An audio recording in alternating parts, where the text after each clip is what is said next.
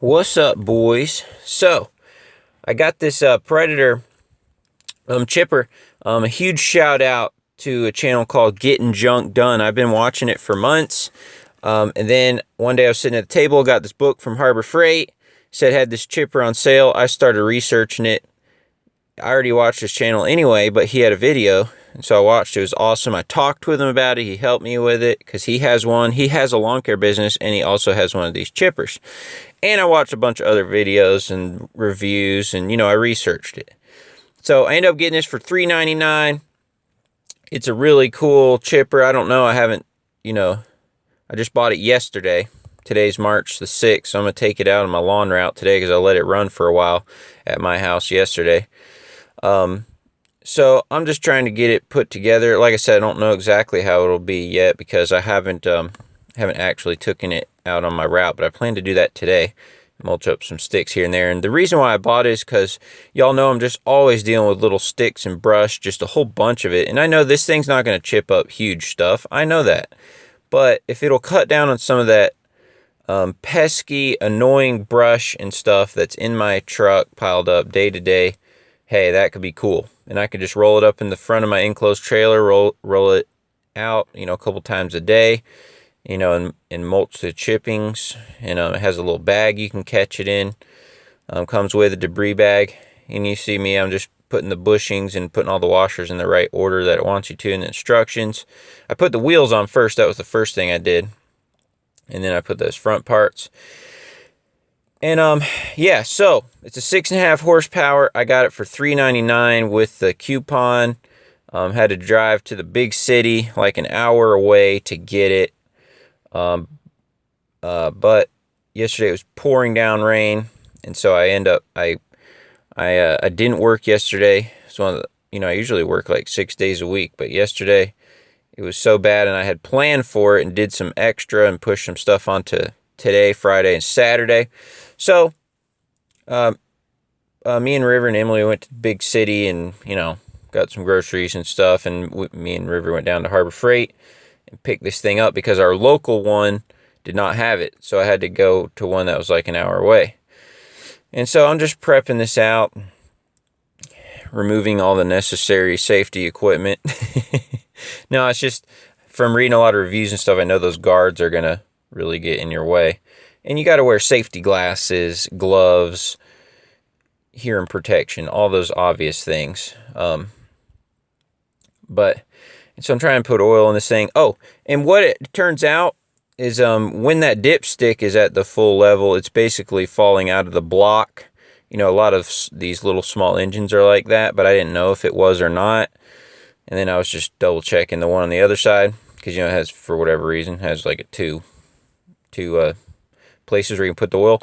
So it turns out it is basically one of those. So basically it's really easy because basically what you want to do is just fill it up till it kind of, starts coming out of the block, and then that's right at the full mark anyway. And so I got it, I put full synthetic oil in it just to try to put my best foot forward with this little engine. And put some gas in it, my Fuelworx can. I don't want to fill it up too much because, these old metal tanks, on these little engines, it's not like really well engineered like that cap, and I feel like it might leak if I filled it up all the way. Oh, smart Tony, I'm pulling and I don't have the little red thing, and you see a little backfire there because I had some extra fuel in there, and it started right up. All right, everybody, raining outside bad. So it's so funny because I was pulling on it, and I didn't have the off and on switch, switch to on. And then when I flipped it on, I pulled the first time, that thing, boom, backfired a little bit. But yeah, I'm just gonna let it run at low throttle for a while. Just go inside and just let it run, clean up all my mess.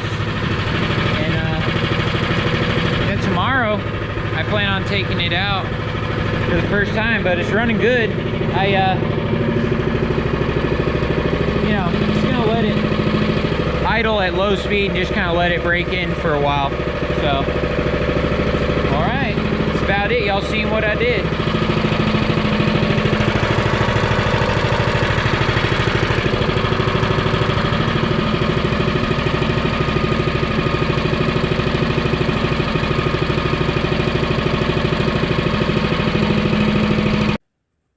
All right, guys, so horrible lighting again, but hey, so, you know, a lot of things that I pick up in my business are above 3 inches. And so, and even things I think right at 3 inches, this may struggle with. And I know that from reading a lot of reviews and doing a lot of this, you know, doing a lot of this stuff. Just because customers having haul off driftwood and just, you know, stuff out of the lake that they pull up and just, you know, all kinds of stuff. And so, but some days, you know, a lot of the stuff is below 3 inches. It's just small stuff that falls, dead branches, pine cones. I pick up a lot of pine cones. I'm hoping that will work good, dumping them in the top. But I just figure, hey, if I can cut out like 50%, 60% of the waste that I drive around with and have to strap it and all this crap in the back of my truck, and that small stuff is the stuff that, you know, really gets on my nerves because it's, you know, sticks all up and all that. And so if I figure, hey, if I could cut down on some of that, man, you know, that would be a huge blessing. And, you know, so, hey, if I can cut down 50% of the waste I drive around with, the crap I drive around with every day, that'd be great. And plus I felt like, hey, since it was only a $400 investment, they're normally $500, and overall, people had a lot of good things to say about the chipper. A lot of people, you know, that have like farms and stuff like that. So, man, I think it's awesome. You know, it's got a debris bag. You can catch the chips if you want, or, you know, if you pull it over by the woods and, you know, and do that, let them chip out. But super cool. So I'll have to keep you guys updated on how it goes for me. But I let it run like 2 hours yesterday, and so I'm going to try to use it lightly. You know, I got to be cautious with on the break-in period according to the manual, but you know, I'll start chipping some little stuff, and we'll see how it goes.